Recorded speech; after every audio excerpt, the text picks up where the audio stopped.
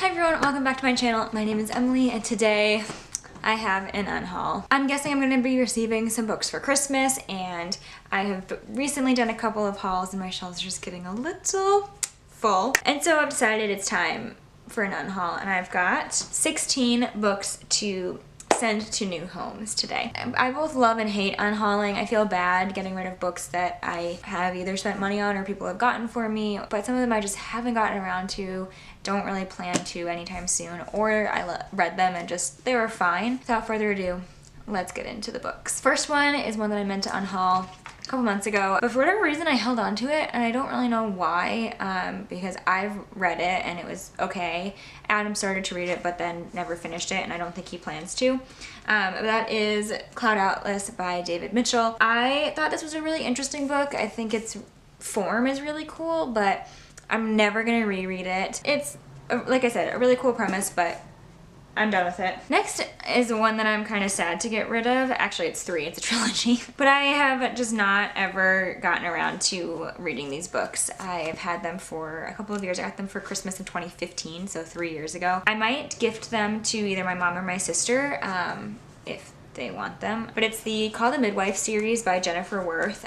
It's Call the Midwife, Shadows of the Workhouse, and Farewell to the East End. I really only know that it follows a midwife, or at least the first one does, and it has been made into a TV series as well. I do love historical fiction, but I started Call the Midwife and it just didn't super grab me, and since I've had it on my shelves for 3 years and I've never gotten around to reading it, I feel like that means that I probably won't unless I really make it a priority, and I just don't feel like making it a priority. I don't love historical fiction series. I much prefer historical fiction as standalone. I don't know, I'm just never gonna get around to it, I don't think. Next, I have Vanishing Girls by Lauren Oliver. I think this is vaguely mystery, maybe like YA mystery.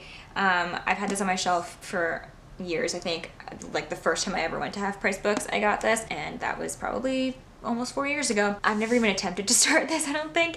It sounds good. I don't know. I've never been drawn to it, and if I haven't already, it's time to go. Next, I have The Dark Lake by Sarah Bailey. This is another mystery that I got earlier this year. I think I got it from Book of the Month in maybe February. It's about a woman who is a detective and is like visiting her hometown. Yeah, high school classmates found strangled. It sounds good, but I feel like the reviews I've seen have just been like fine, and I don't have time for fine. Only great in this house. Oh, next I have In the Unlikely Event by Judy Blume, and this is one that I'm sad to get rid of because, oh, I started it, got 30 pages in. I really like Judy Blume. I loved her books when I was younger, but I've had this one since it came out and I haven't read it. I've heard pretty meh things about it. It's like historical fiction based on real events of like a plane crash or something. Just not one that really grabs me, and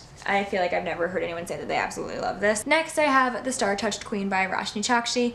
This is actually the only book that I have on this list that's coming from my fantasy bookcase. This I started for the one readathon to rule them all. I was reading this for the like non-Western inspired challenge, and I got probably halfway, 60%, and I just thought it was really weird, and I wasn't like super loving it. It just felt, I don't know, too weird and not in a good way. I love this cover and I love the premise, and I think it could be a good book for some people, but it just wasn't clicking with me, so I finally just DNF'd it, and I don't think I'll be revisiting it again. It's like a loose retelling of Hades and Persephone, but with a lot of Indian culture woven in, which is really cool, and I love the idea of it. Just wasn't the right book for me. Next up I have All the Bright Places by Jennifer Niven. I think I picked this up on a whim from Target. I don't really remember buying it, but that's what Target does to you. I've heard a lot of mixed things about this. I feel like some people really hate it and hate how it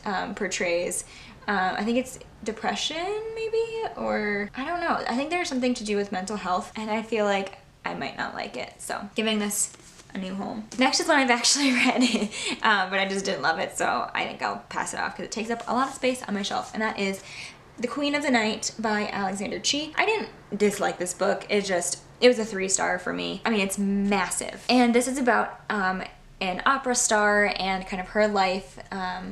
She's posing as a different person, I believe. Yeah, I don't really remember, to be honest, but it took me ages to get through it, and I just feel like that's a sign that it's not a book I'm ever going to revisit, because I think about picking this up again and I'm like, yikes. It's a stunning book. I absolutely love the cover. It was definitely a cover buy. I don't know, it just didn't live up to the hype for me. The next one I got from a little free library back in maybe May, and I picked it up for my challenge to myself of reading one book from the 4 different countries that I was going to visit while I was in Europe, and I didn't read this, and I don't think I want to. The Lady and the Unicorn by Tracy Chevalier.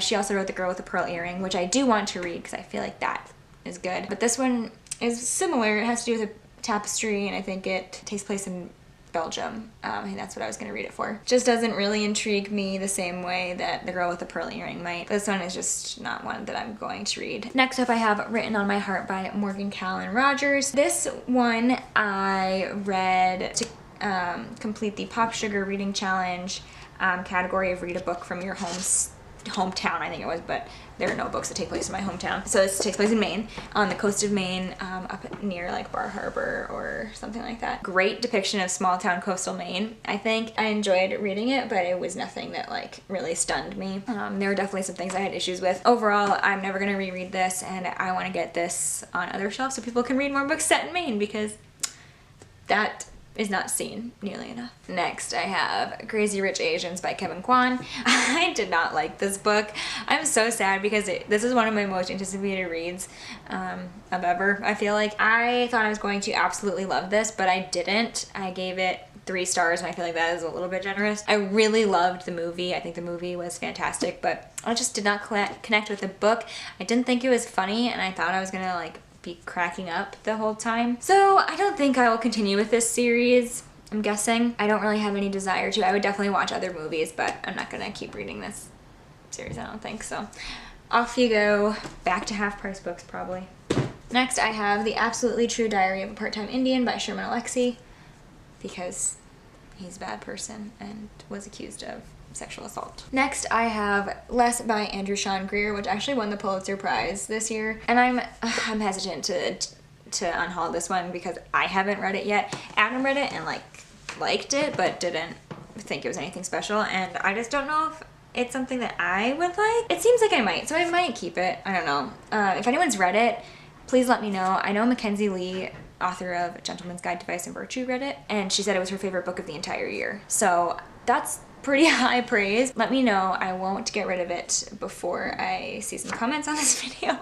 Either way, let me know what you think. And then finally, I have The Little Paris Bookshop by Nina George. This is one that I've tried to read at least twice, and the idea is really charming. It's about a bookshop, a bookshop on a boat, I believe, in Paris, which sounds nice. I think I'm gonna pass this on, and if I ever get hankering for it again, I would just probably get it from the library. I don't know, this is just not what I want at the moment, so bye. And that is everything for that unhaul.